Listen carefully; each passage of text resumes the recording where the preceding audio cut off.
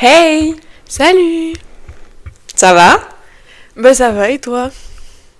Bah écoute, ça va, je suis un petit peu fatiguée. Il y a un contexte à ce podcast, il faut qu'on leur explique. Vas-y, je te laisse expliquer. Alors, il faut savoir que c'est la deuxième fois qu'on enregistre cet épisode. Parce que la première fois, ça s'est très mal passé. Vraiment. Il y a vraiment rien qui est allé. Déjà, mon ordinateur n'a pas voulu coopérer. Mais heureusement, j'ai réussi à réavoir tous les enregistrements. Mais j'ai écouté l'enregistrement de Lily et je fais mais Lily, il y a un problème. Le son est vraiment dégueulasse. Et en gros, c'est l'ordinateur qui a enregistré et pas le micro. Donc, Super. nous Vraiment, voilà. j'étais ravie. Nous voilà lundi matin, parce qu'on n'a pas trouvé d'autres dates pour enregistrer, alors qu'on sort l'épisode ce soir. Voilà. Oui, là il est actuellement 9h. J'ai un partiel dans 4h. Je me porte super bien. Voilà. Mais tout va bien. On est là pour aujourd'hui parler du coup de la musique. Hein. Vous le savez pas, mais nous on a déjà enregistré. En plus, Oui. je suis un peu deg parce que l'épisode était vraiment sympa. Oui, il était bien. Mais je sais que dans tous les cas, enfin, ça va, on va faire des épisodes similaires, mais il va quand même avoir des différences, donc j'ai hâte de voir les différences. Ok, donc comme le premier épisode, on va commencer avec des petites questions. Et j'ai préparé 3 questions, donc une musique pour tel événement. Du coup, on commence. Quelle est ta musique pour les soirées? Pour les soirées, bon, en ce moment, je vais pas vous cacher, parce qu'en plus il y a un update, alors que la dernière fois qu'on a enregistré, il n'y avait pas l'update. Mais je dirais Bad Bunny, en ce moment. Le update en question, c'est je n'ai pas eu mes places de concert, d'accord? C'est un trauma, personne n'en parle. Voilà. Mais pour répondre à la question, c'est Bad Bunny. Ok. Le dernier album, c'est très important de préciser. Et ben moi c'est Wallaby des Spice Girls. Genre sous-côté, mais en soirée elle est vraiment pépite. Oui. Mais de toute façon, vous me passez une musique des années 2000, 2010 en soirée, je suis contente. Hein. De ouf. Voilà. Britney Spears revient. S'il vous plaît. Ensuite, une musique de ton enfance, genre qui te rappelle ton enfance. Alors, en musique, il me semble que j'avais dit Shime. Oui. Parce que c'est ce que j'écoutais quand j'étais petite, dans la voiture avec mon papa et ma maman. Voilà. Donc, à chaque fois que je réécoute ces chansons, bah, c'est ces vieilles chansons, enfin, ses premiers albums, du coup. Je suis en mode, souvenir. Et je me rappelle encore des paroles. Et ça, c'est beau. Ça c'est beau, c'est très beau. Moi c'est le chanteur de Daniel Balavoine. Alors pas du tout oui. ma génération, mais j'écoutais, j'avais un CD et j'écoutais sur mon petit lecteur CD et je me souviens de cette chanson. Il n'y a pas beaucoup de chansons que je me souviens, je pense, du CD que j'écoutais, mais le chanteur, honnêtement, j'ai même des souvenirs de moments où je l'ai écouté. Donc voilà. C'est super drôle. Mais j'espère que toi aussi, t'avais les voyages en voiture où t'avais toutes les musiques de tes parents. Du coup, tu te souviens de... Honnêtement, 107.7. Voilà. C'est du 107.7 ou du rire et chanson chez moi, donc... Moi, c'était Céline Dion et Jean-Jacques Goldman. Jean-Jacques, je peux vous dire qu'on a tous les classiques, d'accord? J'ai les bases. Ensuite, quelle est ta musique du moment? Musique du moment, c'est Asha Banks. Je sais pas comment prononce son famille, je suis désolée, elle n'écoutera jamais ce podcast. Voilà. C'est son dernier EP, il est trop bien, j'aime trop le mood et la vibe. Et c'est l'actrice qui joue dans My Fault London, pour ceux qui ont la ref sur Prime. Voilà. Comme ça, vous visualisez la personne. Ouais, mais peut-être que tu vois au moins la personne. Merci Elena, super. C'est pas grave, je t'infligerai ça à regarder. Moi, c'est Next Summer de Damiano David. J'aime beaucoup, j'ai hâte d'avoir son album. D'ailleurs, il sort bientôt. Je sais plus si c'est cette semaine ou la semaine prochaine. Mais Next Summer, j'aime beaucoup. Tu penses que ça va être dans la même vibes ou pas? Bah, dans l'album en entier? Je sais pas trop. En soi, il a sorti 3 chansons là. Et en vrai, elles ont un peu la... Bah, c'est un peu la même vibe, mais en même temps, un album, il reste un peu dans le même mood en général. Donc, oui. À voir. Bah, tu sais, après, des fois, je me rappelle HS1 et Kiwi et Only Angels qui pop au milieu comme ça. Et tu sais que la vibe change légèrement, je dis pas de changer de répertoire complètement, hein, Oui. mais voilà. Et donc, on voit bien qu'on a des musiques différentes. Et on va parler de ce qu'on aime et ce qu'on n'aime pas dans une musique. Enfin, ce qui nous fait aimer ou ne pas aimer une musique. Bon, je te laisse répondre à ta propre question pour une fois. Okay. Du coup, moi, c'est vraiment les paroles. Il y a beaucoup de gens qui s'en foutent un peu des paroles. Moi, j'adore. Soit déjà savoir de quoi la musique parle et savoir si la musique me parle à moi-même. Genre, si je peux me retrouver dans les paroles. J'adore. Vraiment. C'est pour ça que j'aime beaucoup les musiques de Louis, parce que Louis, ses paroles, pépite. Pépitas. Oui, mais ça tout le monde sait dans les Directioners que globalement c'est Louis qui est le plus talentueux au niveau des paroles. Mais je dirais que Zayn, c'est bien rattrapé avec ses albums en solo quand même. C'est vrai. Genre plein de métaphores, Enfin, ils écrivent tous bien, hein. On va pas faire des comparaisons de cons, mais... Voilà, mais je suis d'accord avec les traductions aussi. J'aime bien comprendre ce qu'on me raconte et que ça ait un sens. Et je sais que je vais moins écouter de musique si elles ont pas... Enfin, si ça résonne pas avec ma petite tête. Oui. Voilà. Avec juste ma personne et comment je comprends les choses, tu vois. Mm-hmm.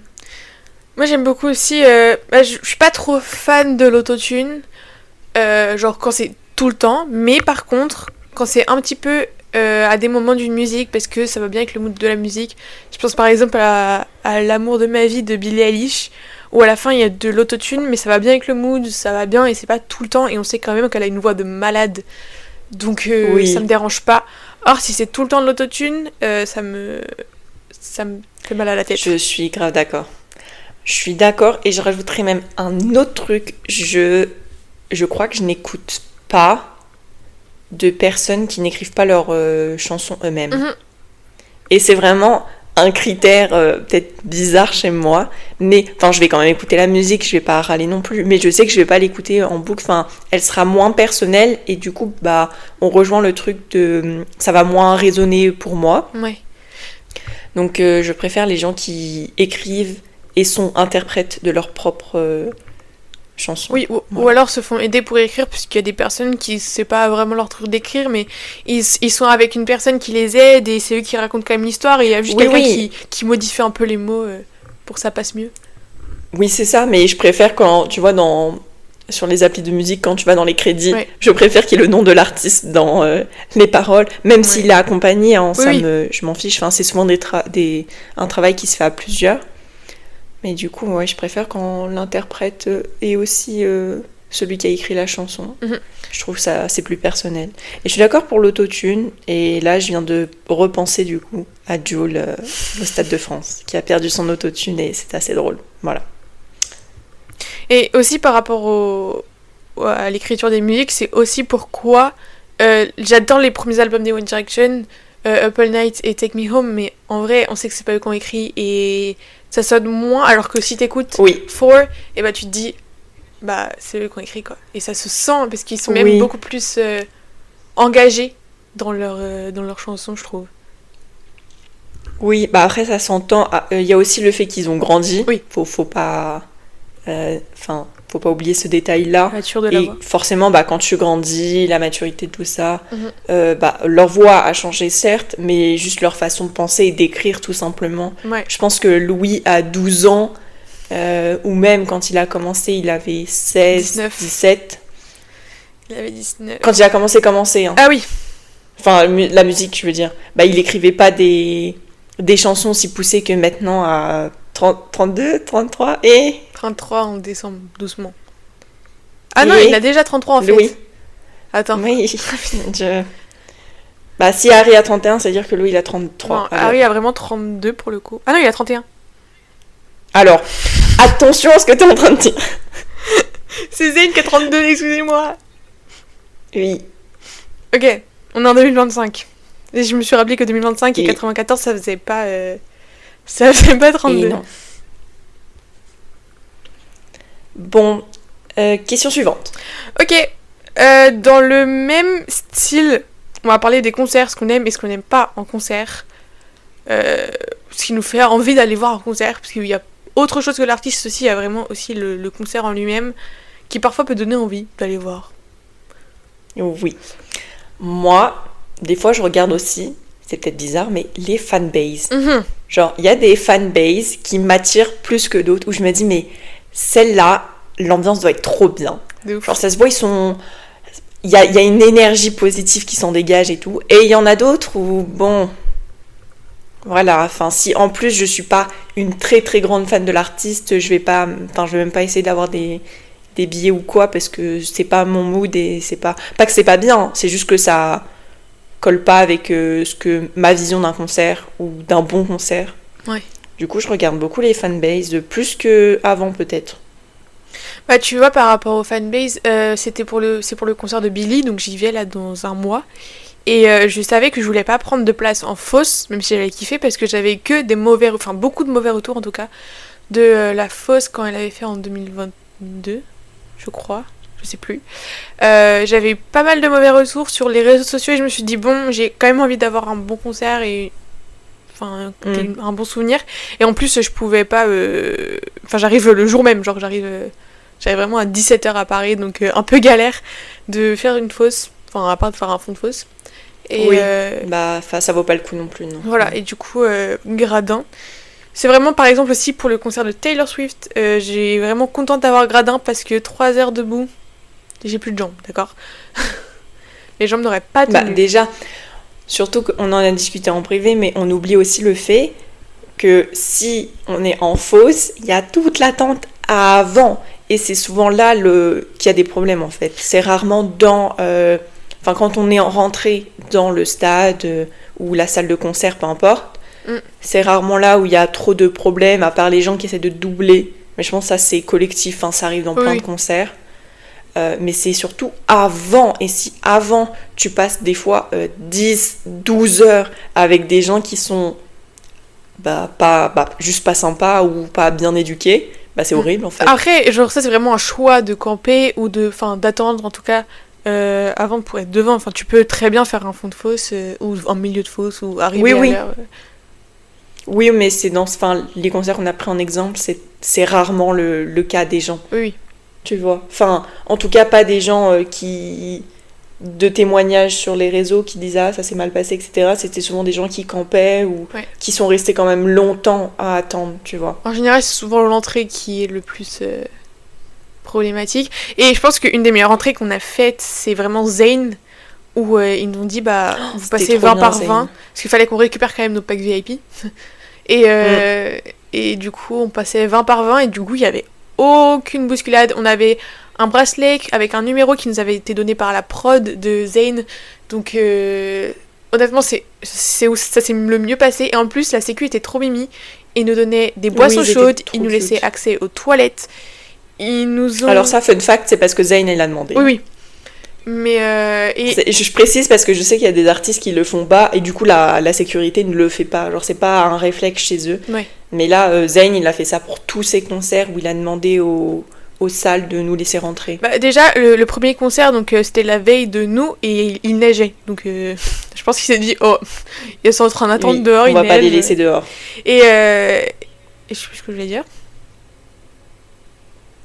Ah oui. Oui, ils nous ont laissé rentrer. Ils nous ont laissé aussi à l'abri le matin. On devait se mettre en place à un autre endroit. Ils nous ont dit, là, vous êtes à l'abri, restez là. Oui. Trop mimi, parce que sinon on serait pris la pluie toute la journée. Ils étaient cute. Ouais. C'était super bien organisé. Après, faut revenir sur le fait qu'on n'était pas beaucoup. Hein. Oui. À Manchester, on était pas, je sais pas si on était 3000 dans la salle. Ouais, quelque chose comme ça, 2500, 3000. Voilà, donc c'est vraiment des petits concerts. Alors que, par exemple, je pense que l'événement qu'on a fait qui s'est le moins bien passé, entre gros guillemets... C'est un festival. C'était un festival, voilà. C'était pour Louis. Et en fait, le problème qui se passe, c'est pas... Et c'était vraiment, pour le coup, c'était des fans de Louis. Il faut souligner ça. C'était pas des fans d'autres... Parce que c'est un festival, donc forcément, il y a plusieurs artistes qui se produisent. C'était pas des fans d'autres artistes, c'était les Louis. On était globalement tous arrivés en avance. Mais donc forcément, plus il y a... plus ça se rapproche, l'ouverture se rapproche, plus il y a de monde. Et en fait, la sécurité s'est plantée. Au lieu de prendre les gens qui étaient arrivés en premier, dès le départ, et de faire rentrer petit à petit, ils ont appelé tout le monde d'un coup. Et donc, tous les gens qui étaient au fond se sont retrouvés devant. Mais quand je vous dis vraiment les gens au fond, c'est au fond, ils se sont retrouvés tout devant. Et on a vécu, je pense, genre 15-20 minutes, on est tous collés comme ça, où les gens derrière poussent, les gens hurlent parce qu'ils se sont fait doubler ou parce qu'ils arrivent juste plus à respirer tellement les gens sont en train de s'écraser entre eux. Et la sécurité est obligée de bouger la petite ligne jusqu'au portique de sécurité de 1 mètre à 1 mètre pour qu'on aille lentement et qu'on s'écrase pas. C'était horrible. Et le seum qu'on a eu quand on a compris que tous les gens qui étaient arrivés genre à 14-15 heures juste avant l'ouverture, alors que nous on était là depuis 6 heures du matin, j'avais grave la haine personnellement.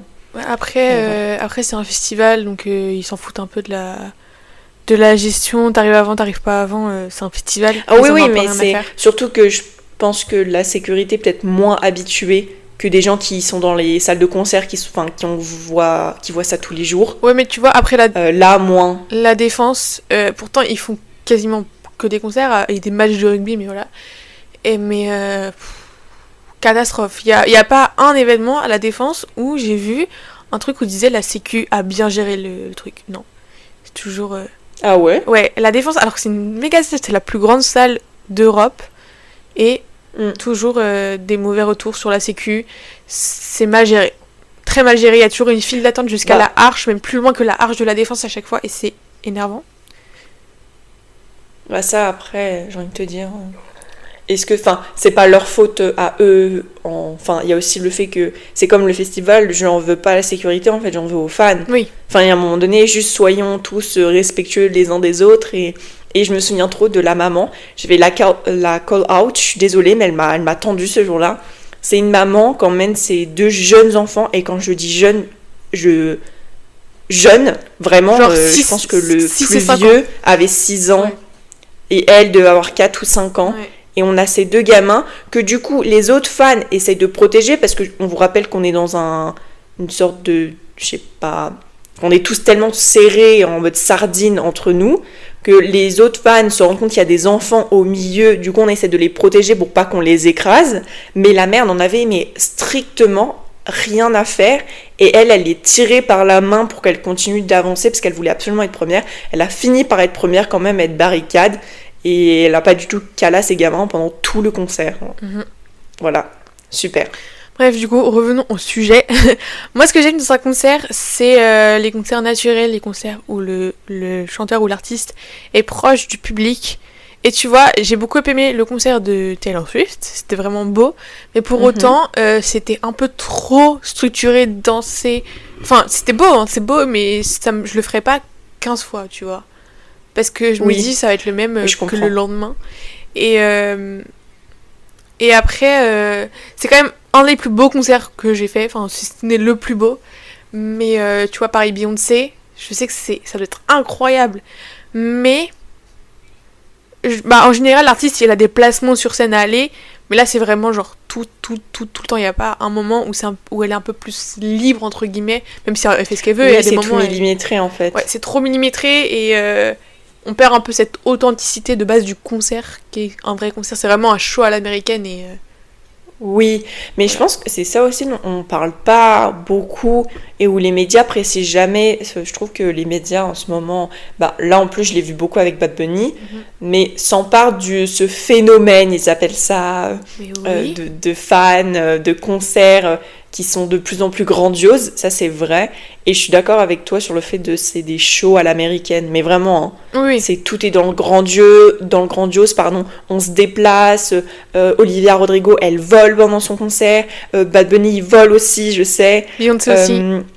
Katy Perry aussi. Ouais, voilà, en fait, tout le monde vole maintenant.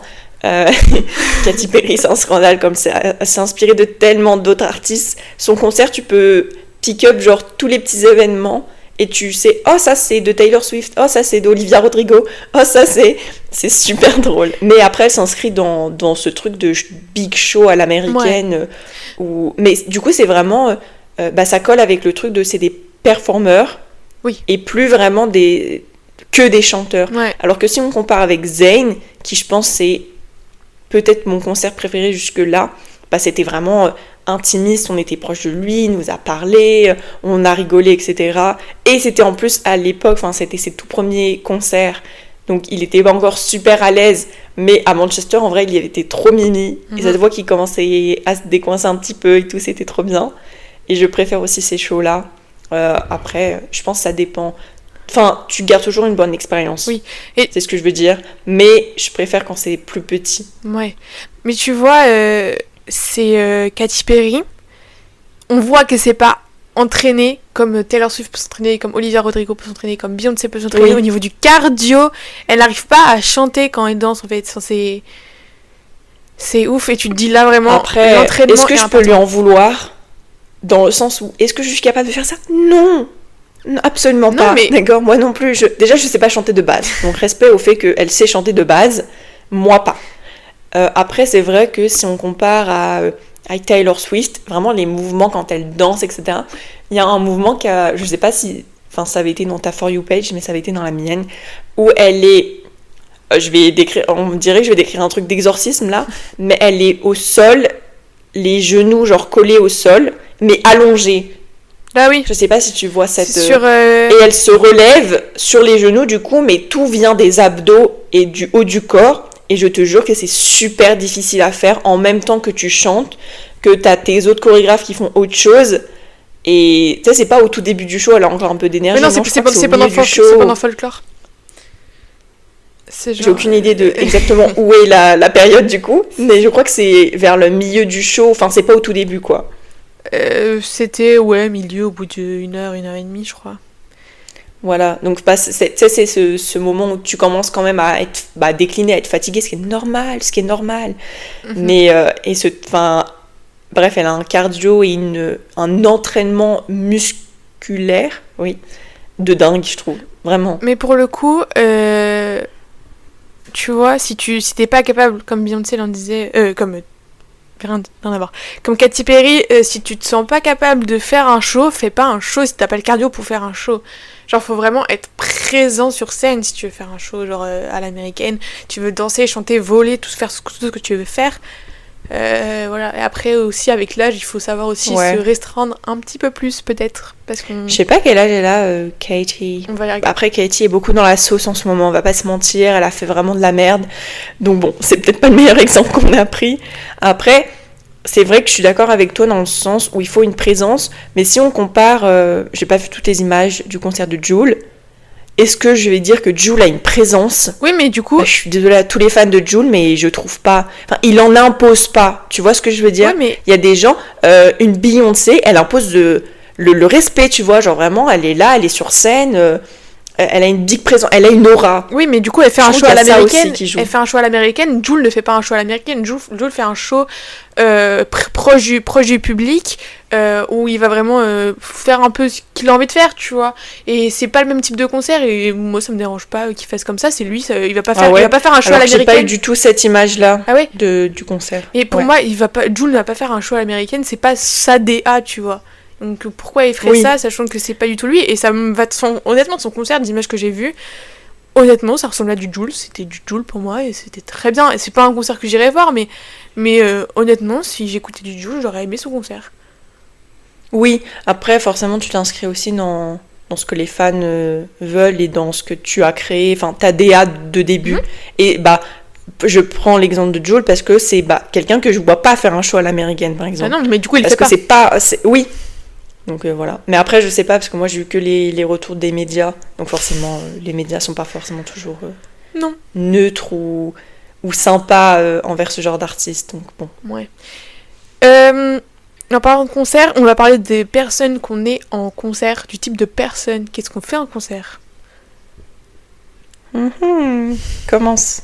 Okay. Comment je réfléchis ? Moi, je suis vraiment la personne qui crie. Désolée à toutes les personnes qui vont venir faire un concert avec moi.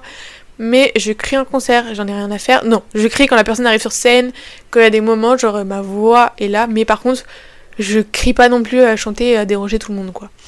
Ouais. Voilà, parce qu'il y a vraiment des gens qui sont... Après, désolé, mais aussi, on va en concert, c'est pour chanter. Si les gens ils sont pas contents que la personne à côté de toi elle chante, bah va pas en concert quoi.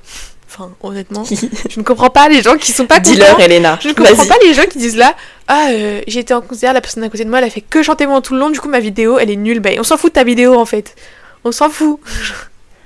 On a autre chose à faire que ta vidéo. Alors, c'est horrible comment tu te décris parce que là les gens vont penser que t'es insupportable en concert. Mais pour avoir fait tous mes concerts avec Elena, elle n'est pas insupportable en concert. Voilà. Vraiment, en fait, tu cries, mais il y a plusieurs raisons pour lesquelles nous crions. Et je mets ça au pluriel. Parce qu'il y a la fatigue qui commence à rentrer en jeu. Tous les concerts qu'on a fait, et c'était le dernier moment, l'artiste rentre sur scène, etc. Et vous voyez un petit peu cette pression de il est là. Vraiment, amen, il est là. Des fois, vous réalisez pas, mais c'est un peu genre Zayn. Moi, je te jure que quand je l'ai vu sur scène, j'étais en mode amen. Amen. Il n'a pas fait une crise il est d'angoisse. Venu. Oui. Pardon Zayn, on t'aime très fort. Mais il y a un peu ce truc. Mais même Louis, des fois, t'es en mode attends, il est réel là ? Alors que tu as payé les places pour son concert, bien sûr qu'il est réel. Enfin, je veux dire, Lily, réveille-toi. Mais il y a un peu cette adrénaline, c'est ça le mot que je cherchais. C'est l'adrénaline de ça y est, la musique elle se lance, la salle est dans le noir et il y a les petites musiques que les lumières de la scène qui sont allumées, ça fait un peu une ambiance et du coup l'adrénaline monte, etc. Et dans tous les cas, tout le monde crie à ces moments-là. Oui. On crie pas au milieu du concert. Je sais que j'aime pas, surtout quand c'est des moments de silence qui sont importants parce que la musique elle est importante ou c'est une chanson un peu émotive, etc. Ou c'est des moments où on devrait être un peu plus silencieux et où il y a quelqu'un qui hurle au milieu. Ça me tend. Est-ce que j'ai crié quand Harry a demandé le silence ? Bien évidemment que oui. Oups, sors de ma vie, Elena. Mais c'est trop drôle, vraiment. Hop. Et j'ai vraiment eu un truc où mon cerveau s'est déclenché et j'ai crié. Mais sache que les gens le lendemain, donc à la deuxième date de Paris, ils ont crié et ils ont eu Medicine. J'aurais dû crier en fait, j'aurais dû encore plus crier que ce que j'ai crié. Tous les gens étaient là en train de dire chut. Non, on n'a pas eu Medicine à cause de vous en fait. On parle de son trauma là, faut pas. Voilà. Ouais, voilà. Après, j'avais trop remarqué pour Harry, il faisait toujours.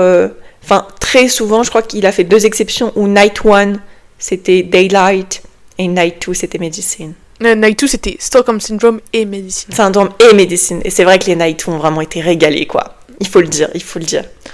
Bah, Night 2 elle était quand même mieux, mais j'y suis pas allée. Non. Mais Et tu as vu Harry Styles ? Oh, Harry, est-ce que j'ai vu Harry ? Non ? On ne se plaint pas ici, d'accord ? Ça, c'est mon trauma. Toi, ton trauma, c'est Stockholm Syndrome et Medicine. Oui, bah, moi, c'est juste Harry. J'ai payé ma place quand même. Hein Oui. Oui, bah, j'avais le bac. Tu veux quoi ? Que j'annule mon épreuve de... Non. Ce n'était pas possible de reporter cet événement. J'avais mon bac aussi. J'avais mon bac de français. Je suis quand même allée. Écoute, inconsciente que tu es, je rigole. Tu as eu ton bac de français, Léna ? Oui. Bravo. Ensuite, continuons. Du coup, moi, je suis la personne qui filme beaucoup. Oups. Mais, attention, nuance. Je regarde pas mon téléphone quand je filme, j'en ai rien à faire si c'est mal cadré, d'accord ? Genre, vraiment, voilà. J'ai même une technique, c'est que quand je suis devant, je me mets en grand angle et je saute. Comme ça, ma vidéo, elle est potable. Genre, j'ai quelque chose. Et je regarde toutes mes vidéos. Il n'y a pas une vidéo que je ne connais pas par cœur, tellement je l'ai regardée après le concert. Genre, vraiment, je les regarde toutes. Oui, je sais qu'après, elle les regarde, un peu en mode memories, alors que moi, je préfère vivre le moment à 100%, du coup, je filme beaucoup moins. Première raison, je n'ai pas de qualité. Voilà, c'est une raison très valable, je suis désolée de vous le dire, mais quand déjà votre qualité est nulle, et que je sais que je vais pas forcément regarder les vidéos tous les dimanches, je suis en mode, je préfère vraiment profiter à fond du moment. Et je sais que j'aurais pas de regrets en mode « Ah mais Lily, t'as oublié l'ordre des chansons parce que t'as tellement filmé que ça t'a servi à rien. » Et ça, j'aime pas. Et je sais que, un peu ça rejoint ce que tu disais tout à l'heure, mais il y a des gens, ils chantent pas, ils dansent pas, ils font rien, et c'est des petits robots qui filment. Et ça me tend. Surtout quand ils sont en barricade, ou je veux dire, ils se sont fait chier, disons-le, pardonnez mon vocabulaire, mais à venir super tôt, à faire la queue pendant des heures, pour ne pas chanter. Et à payer la place super cher. Mais pourquoi ? Et à payer aussi. Enfin, si c'est pour filmer, allez dans les gradins. Oui. Voilà. Et pour le coup... Et c'est même désagréable pour les autres parce que je me souviens, c'était pour Zayn, si je dis pas de bêtises. Ah ouais. Oui, c'est pour Zayn. On a un groupe de personnes à côté de nous au concert, ils bougent pas. Mais vraiment, quand je vous dis ils bougent pas, je ne minimise pas, quoi. Ils sont... Ah si. C'est des petits robots, elles ont tous des... Ils bougent. Si, elles bougent leur téléphone, quoi. Non, elles bougent pour nous pousser, pour pouvoir avoir une meilleure vue. Ah oui, pardon. C'est la seule chose pour avoir un petit cadrage parfait de... Après, qui ne veut pas un petit cadrage parfait de Zayn? Enfin, je veux dire, il faut être honnête. Tu lèves ton bras et tu l'as, en fait. Alors, tu fais... Elena, elle était tellement colère quand on est sorti du concert, si vous saviez. Ah ouais, colère. Vraiment. Mais en même temps, je comprends. Enfin, c'est pénible parce que j'ai l'impression qu'elles gâchent leur concert à elles-mêmes et aussi aux autres. Et c'est ça qui est pénible. C'est, si tu veux te comporter comme ça, ok, mais pourquoi tu l'imposes aux autres? Ça m'énerve. Voilà. Et sinon, moi, je dirais que je suis la personne qui appelle. J'appelle les gens. Moi, ça m'arrive aussi. Pas tout le temps. Mais ça, c'est trop mimi. Moi, en général, c'est quand je sais qu'une personne elle kiffe une chanson et que je me dis vas-y, je vais l'appeler parce que je sais que cette chanson est importante pour elle. Et why not l'appeler en fait? Pourquoi pas? Oui, moi, ce que j'avais fait pour Zayn, pareil. J'ai appelé Nina Lou et j'ai appelé mon petit frère. Voilà. Et en concert, on est les personnes qui dansent et qui chantent. Voilà, on est là, on danse même si c'est pas une chanson qui... Je pense que ça, tout le monde avait compris, Léna. Mais on chante et on danse. Vraiment, moi, sur Zayn, j'étais en train de m'ambiancer. Parfois, j'étais peut-être un peu seule dans mon mood, mais c'est pas grave. Je me suis amusée. Bah non, on était 4. Hein, et ne nous renie pas comme ça. Mais je pense que les gens ont compris qu'on aimait chanter et danser. Ça, je pense que... c'est un peu notre DA finalement. On aime s'amuser en concert, c'est le but. Oui. En même temps, ça fait 1 an j'attends, j'ai vendu un rein et mon poumon droit, d'accord? Je vous en supplie, laissez-moi chanter et danser. Ok. On va parler de la critique des artistes musicaux. Notamment, en ce moment, je vois beaucoup la phrase « Je comprends pas la hype ». Et je ne comprends pas cette phrase. Explique-nous tout, Elena. Explique-nous un petit peu ce que ça veut dire pour toi. Genre, c'est quoi en gros, je trouve que c'est vraiment une critique très française. Les gens, sur les réseaux sociaux, quand il y a une vidéo de, je sais pas, j'ai vu ça pour Taylor Swift, mais j'ai aussi vu ça pour Jul. J'ouvre les commentaires et je vois « Je comprends pas la hype ».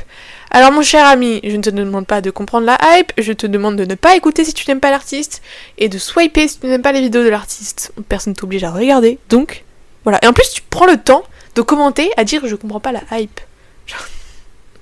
Oui, après, tu sais, c'est un truc de... Je vais aller plus loin que toi, je pense que c'est aussi un truc de réseau social. Oui, réseaux sociaux. Des réseaux sociaux. Oula! Rappelez-vous qu'il est 9h du matin, que je ne suis pas très réveillée, d'accord? Des réseaux sociaux, parce qu'on se permet de commenter, alors que c'est pas un truc... t'as un fan IRL en face de toi qui te raconte le meilleur concert de sa vie, alors que toi, t'aimes pas l'artiste. Tu vas pas faire un commentaire super désobligeant comme ça, en mode « Oula, j'aime pas trop tes goûts. Ouais. » Bah non, c'est méchant, tu le ferais pas. Mais après, on se permet beaucoup de choses sur les réseaux sociaux. Et nous tenons à souligner, et ça, c'est un truc que j'ai remarqué de fou, que ça soit avec Taylor Swift, Sabrina Carpenter, Olivia Rodrigo. Pourquoi c'est souvent les artistes féminines qu'on critique et qu'on n'aime pas? Alors que Jul, les gens étaient super nombreux aussi dans les commentaires à dire « Non mais moi j'écoute pas, mais je respecte, y a pas de souci avec sa musique ». Ce qui est vrai, ce qui est 100% vrai. Hein. Je suis la première à dire que j'écoute pas et que j'aime pas la musique, c'est pas juste mon genre de musique de tous les jours et ce qui moi me fait kiffer. Mais par contre, je respecte le fait que ça fait rêver des gens et go on, genre si ça t'amuse, fais, genre vis ta petite vie. Et qu'ils réussissent aussi, et j'ai l'impression que c'est les personnes qui critiquent, qui disent « Je comprends pas la hype », j'ai l'impression qu'ils sont pas contents qu'un artiste réussisse, qu'un artiste fasse des stades, qu'un artiste fasse des millions d'entrées et vende des millions de places. J'ai l'impression que plus l'artiste grandit, plus c'est choquant pour les personnes. Ils disent je comprends pas pourquoi il y a autant de gens qui vont voir. Honnêtement, voilà, si t'es pas... je sais pas quoi dire. Oui, après, je pense que, j'allais dire, c'est très français. Oui, c'est un petit peu vrai. Mais c'est dans la globalité, c'est juste... moi, je les mets au défi de faire tout pareil. Ah ouais. Ok, là, tu n'as aucune compétence. Demain matin, je te mets devant, je sais pas, Madison Square ou même au Stade de France, devant un stade entier, et puis tu chantes. Je m'en fous, ils chantent. Taylor Swift, elle l'a fait. Bon, bah chante maintenant. Allez hop, Mais oui. débrouille-toi, Karine. Mais faire un Stade de France, Ça m'énerve, ça. je pense que les gens ne réalisent pas que faire un Stade de France, c'est énorme. Il y a tellement d'autres salles à Paris, des grandes salles. Il y a la Défense, il y a Bercy, c'est 20 000, la Défense, c'est 40 000.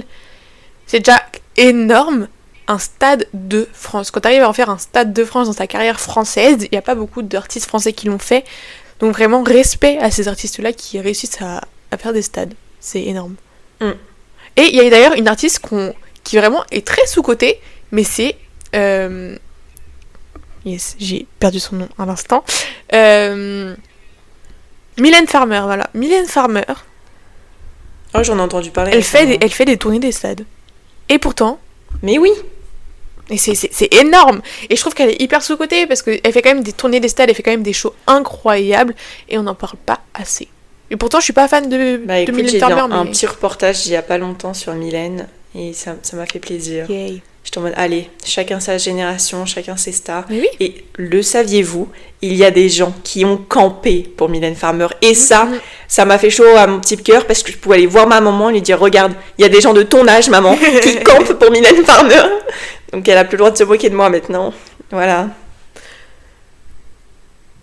Il y a aussi une critique qui est très plus internationale pour le coup. C'est les femmes chanteuses qui parlent de sexe dans leurs chansons. J'ai l'impression que ça ne plaît pas à tout le monde. C'est pas qu'une impression, ça ne plaît pas à tout le monde. Ça ne plaît pas. Point. Ça ne plaît Retour pas. à la liste.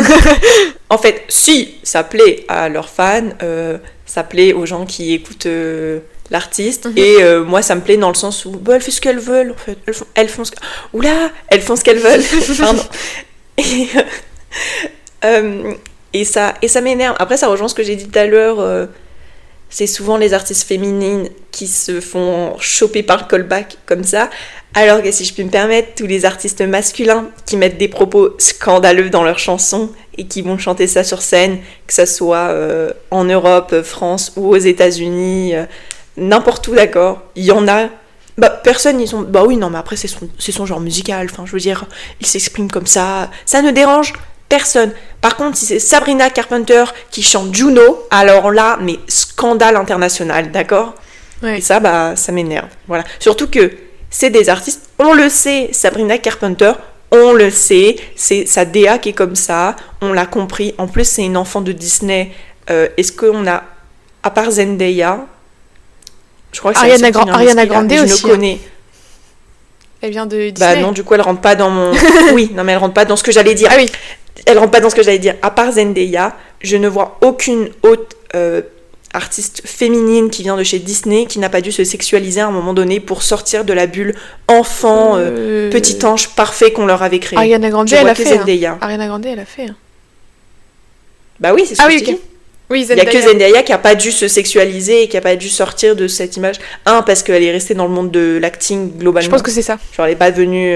voilà. Mais par contre, toutes les autres, Britney Spears, Sabrina Carpenter, Ariana Grande, il y en a plein d'autres dont j'ai oublié le nom. J'en ai une, mais j'ai oublié son nom. Désolée. Bref. Mais enfin bon, globalement, c'est général. Et il y a un moment donné, les artistes féminines, elles doivent passer par ce scandale-là. Je trouve ça dommage, ça m'énerve. Surtout, ça m'énerve quand c'est pas... on le retrouve pas chez les hommes, quoi. C'est pas une critique qu'on a des musiques de la genre masculine, tu vois. Alors que il y a des concerts... Et laisser les stripteaseuses là où elles sont, pourquoi elle est au milieu d'une salle, surtout quand il y a des enfants. Ça m'énerve. Parce que je me dis... pourquoi Sabrina Carpenter, on la call out aux États-Unis et aussi en France, de ce que tu m'as dit, ça avait fait mes scandales, les parents écrivaient. Moi j'ai vu que des Karine américaines là, qui écrivaient en mode non mais la honte, j'ai emmené ma fille de 13 ans voir ce concert. Et Sabrina elle a dû répondre en mode mais vous êtes gentille, mais en fait c'est votre responsabilité. C'est vraiment dans les paroles. Les Américains n'ont en plus aucune excuse parce qu'ils parlent anglais. Ils comprennent ce que la chanson veut dire. Enfin c'est dans le lyrique. Donc et Sabrina elle-même elle avait répondu en disant que c'était pas sa responsabilité en fait, que tout était expliqué dans les paroles, ça fait super longtemps qu'elle a cette DA là, que c'était pas les premiers concerts en plus, Donc elle voyait pas pourquoi les gens étaient choqués, genre n'emmène pas ton gamin si tu veux pas qu'il voit ça. That's all. Voilà, et après il y a les gens qui disent ah oui mais moi je vois les vidéos sur les réseaux sociaux et ça me dérange. C'est comme quand tu regardes la télé. La télé tu peux changer de chaîne. Les réseaux sociaux c'est encore plus simple, tu swipes. Tu swipes, tu ne regardes pas. La seule chose qui, ok, je peux comprendre que ça ait dérangé, c'est l'ouverture des Brit Awards où pour le coup elle chante Bad Chem et il y a des références sexuelles et pour le coup c'est à une antenne, enfin c'est à la grande chaîne principale de l'Angleterre et c'est à une heure où les enfants regardent. Je vais t'interrompre tout de suite. Madonna, dans les années 2000. Point. Retour à la ligne. D'accord ? Oui. C'est exactement le même discours, c'est exactement les mêmes reproches qu'on a fait à Madonna. Est-ce que ça retire à Madonna tout son talent ? Absolument pas. Non, mais cette femme est formidable, d'accord ? Ça retire mais pas ça m'énerve parce que du coup là, on retourne, enfin je veux dire on est en 2025 et on retourne à ces propos-là et à ce genre de scandale de bas étage là. Alors qu'on l'a déjà vécu, on l'a déjà dit que c'était pas le souci et que c'était pas ça qui était problématique forcément. Et je me dis, surtout quand quelqu'un avant toi l'a déjà vécu, pourquoi on recommence l'histoire avec une autre artiste qui n'a rien demandé également ? Mais j'ai l'impression que ça reviendra tout le temps.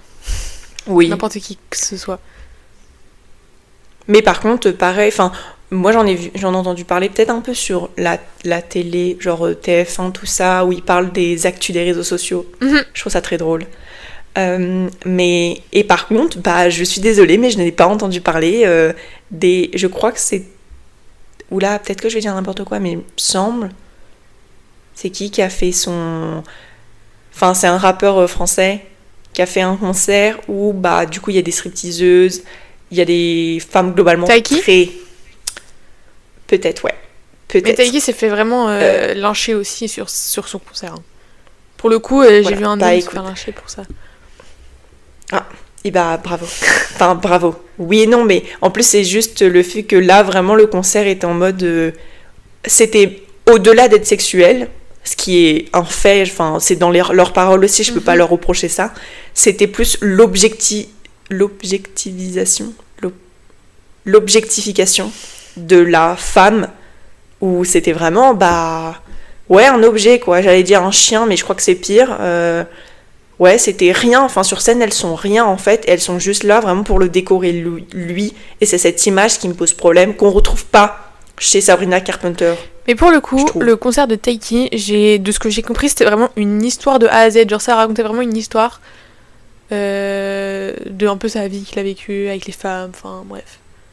Donc, super. Voilà. Enfin, dans le sens où il a rencontré sa femme, c'était beau. Ensuite, il y a la séparation, il y a le mariage. Enfin, bref, c'était construit là-dessus. Enfin, ça racontait vraiment une histoire de A à Z, genre vraiment comme si tu regardais un film. Je trouve que l'idée est bonne, mais après, quand ton histoire est... Enfin, ne met pas... Ou alors, préviens. Tu préviens avant, tu fais aussi ton... Oui, son concert était interdit en dessous d'un certain âge, je crois. Alors, je crois qu'on parle pas du même artiste, mec. Parce que moi, c'est pas... c'est pas ce qu'on m'a dit, c'était pas les retours sur les réseaux du tout. Donc, je crois qu'on parle pas du même artiste. Après, je suis nulle en rap français. Et c'est pas un rappeur vraiment Taiki, c'est un chanteur pop plus...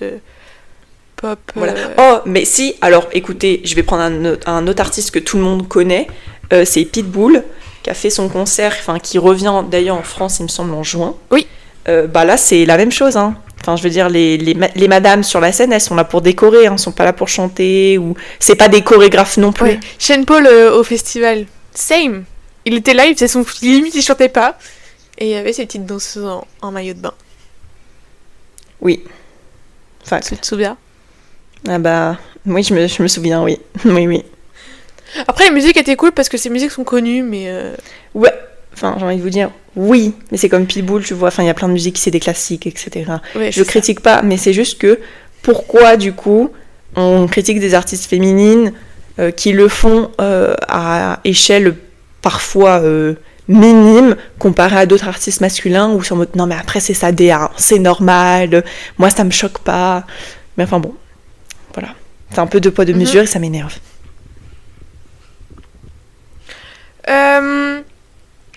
On continue sur les chanteurs problématiques. notamment dans les affaires de AS, de V-Word et de violence conjugale. Nous mettrons bien entendu des petits trigger warnings avant. Oui.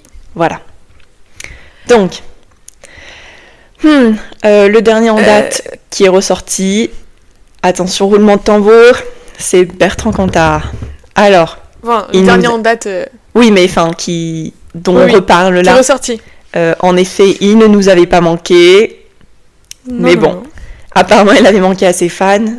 Je rappelle que Bertrand Cantat a fait de la prison pour avoir tué Marie Trintignant. Voilà. En gros, il y a eu un documentaire Netflix sur Bertrand Cantat. Donc, pour ceux qui connaissent pas, c'est un chanteur de Noir Désir. Peut-être que vos parents connaissent, si vous ne connaissez pas. En gros, il a été du coup en prison pour avoir tué sa femme, mais pour amour... Crime passionnel. Crime passionnel, exactement. Je cherchais le mot. Donc voilà, il a fait 5 ans de prison, au lieu de je ne sais plus combien d'années. Il est sorti avant. Et ils l'ont remis avec son ex-femme. Voilà, il cohabitait avec son ex-femme. Et son ex-femme, du coup... elle est morte aussi. Parce que... Super. Elle s'est donnée la mort parce que elle était avec cet homme. Et il y avait une question à ce moment-là qui disait est-ce que il refaisait des concerts, il ressortait des albums et les gens allaient les voir en concert.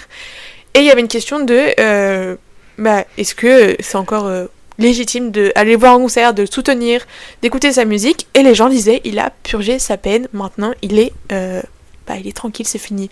Non. Non. En fait, ça rejoint le débat qui fait couler beaucoup d'encre de doit-on séparer l'homme de l'artiste. Ma réponse est non.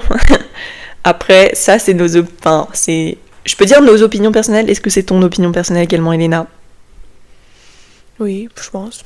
Voilà, donc je vais dire nos opinions personnelles. On va dire ça, ouais. C'est pas des généralités, mais je trouve ça logique dans le sens où l'homme crée son art. Et l'art provient de l'homme. Donc si l'homme est absolument une horrible personne, l'art doit pas être exceptionnel non plus. Et même si l'art en question, parce qu'il y a des artistes qui sont peintres, etc., donc ça se voit pas dans une peinture forcément. Ça peut se voir quand même, mais bon. Ça peut se voir, je dirais, aucun nom, Picasso. Allez hop, c'est ciao Picasso. Ça se voit. D'accord. Je suis désolée aux grands fans de Picasso, mais non, c'est non. Mais moi, je suis pas pour le séparer parce que, en plus, quand vous consommez, de manière générale, l'art de quelqu'un, eh bien, vous lui donnez de l'argent. Et c'est quand même un petit peu con de rémunérer quelqu'un qui tape sur sa femme, par exemple. Ou autre crime, V-Word, AS, etc. Enfin bon, c'est un grand panel au choix, mais enfin bon. Moi, je trouve ça problématique et c'est pas quelque chose que j'ai envie de soutenir.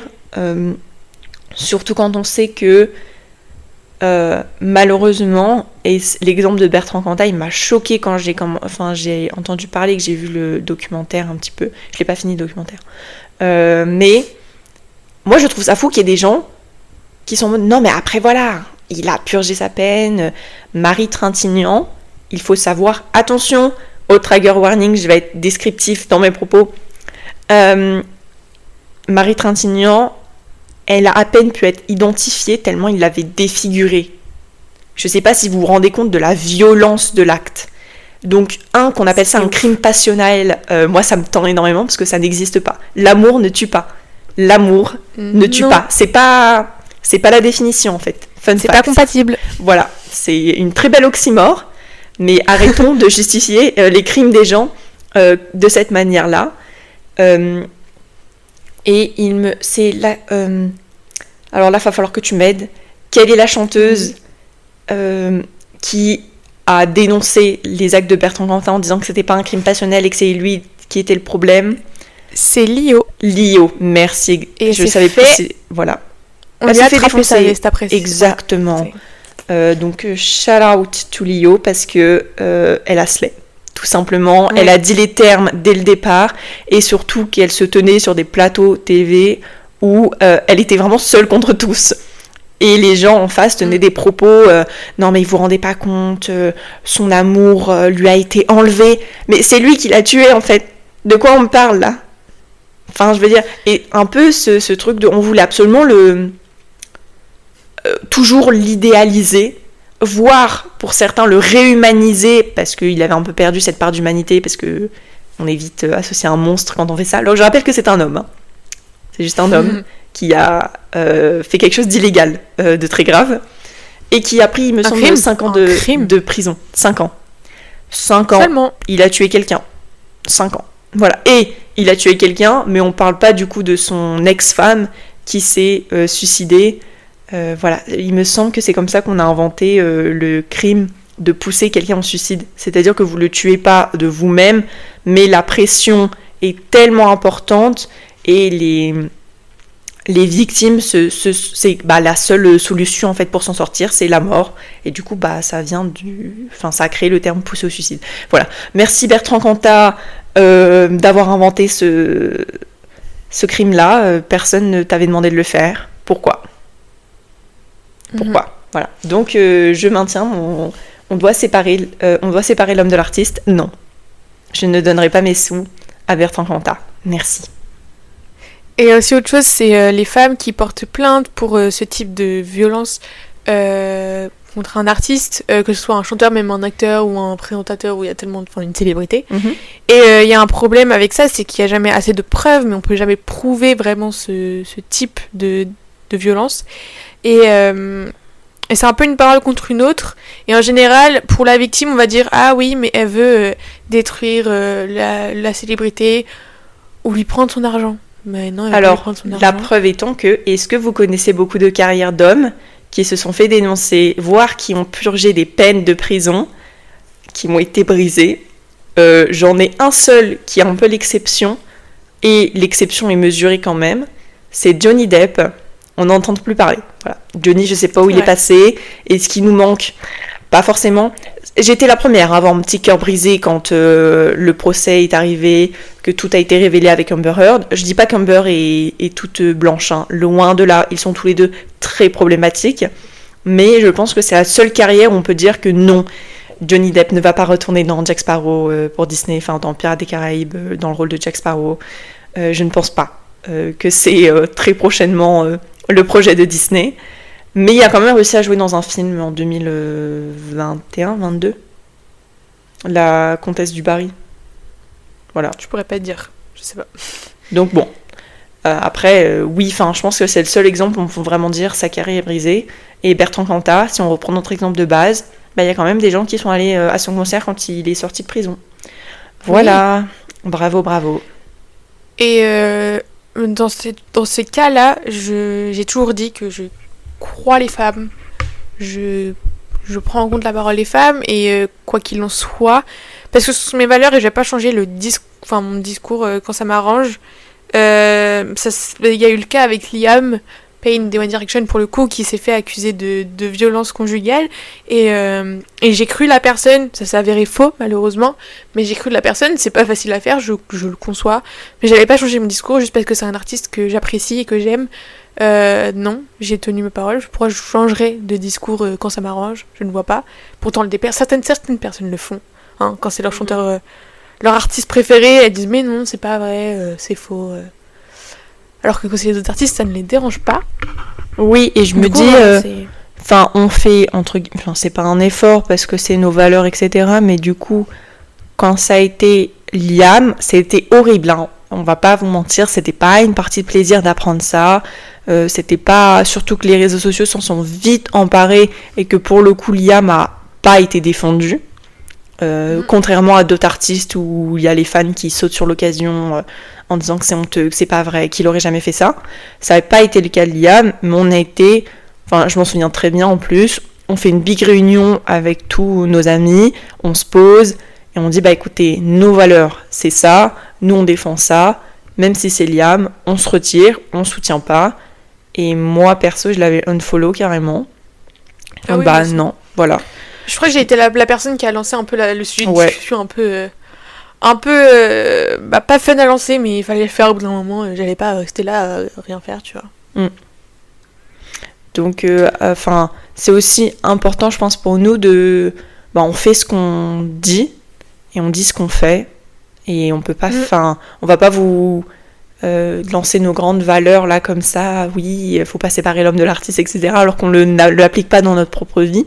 Mais once again, c'était horrible de le faire, c'était horrible d'entendre ça sur Liam, et ça a été encore peut-être plus, je sais pas si ça a été un soulagement, si ça a un peu retourné le couteau dans la plaie, c'est un mix des deux, mais quand on a appris, parce qu'il faut savoir que la personne qui a accusé Liam de différentes choses très graves a avoué qu'elle avait menti.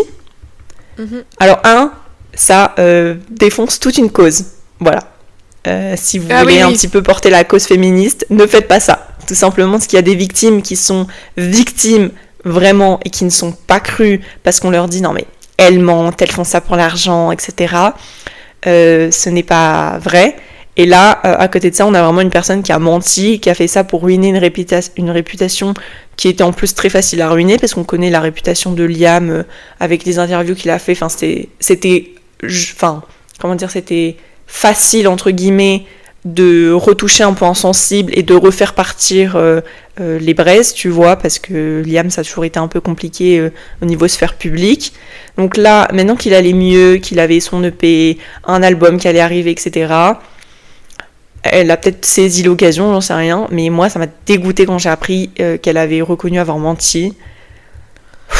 Parce que ce qui a été le plus dur, c'est vraiment genre la cause des femmes, et je me dis vas-y, si y a des femmes qui mentent, c'est notamment à cause de ces femmes qui mentent que on croit pas les autres femmes, il y a tellement de femmes qui se font agresser que c'est dommage de pour des bêtises comme ça, de mentir et d'utiliser du coup ce point un peu faible de la justice, qui est pas folle, mais et médiatique notamment plus, pour utiliser ça pour je ne sais quelle raison. Surtout quand elle se montre, quand elle se vend comme engagée, un peu porte-parole de la cause, etc., alors que ce n'est pas vrai.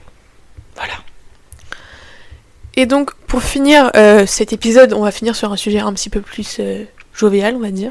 Oui. On va parler des bienfaits de la musique sur la santé.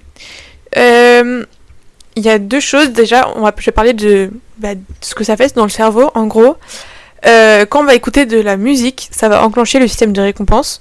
Donc la musique, elle stimule la dopamine qui active la sécrétation d'endorphines.